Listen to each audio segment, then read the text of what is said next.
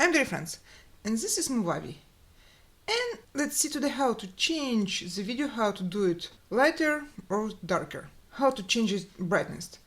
So, for example, we have few videos here, they're already on a timeline, and let's choose one of them.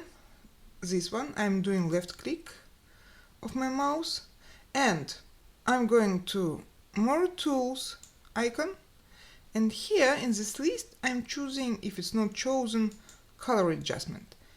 And here I would like manual mode to be chosen. And you see a lot of sliders, and I'm choosing brightness. This is one which we need. And I'm clicking on it, left click, and slide to the right to do my video lighter, and to the left to decrease the brightness, to do it darker.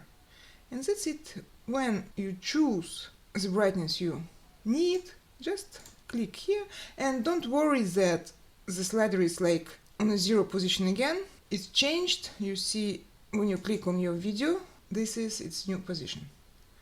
Okay, that's it. Thank you.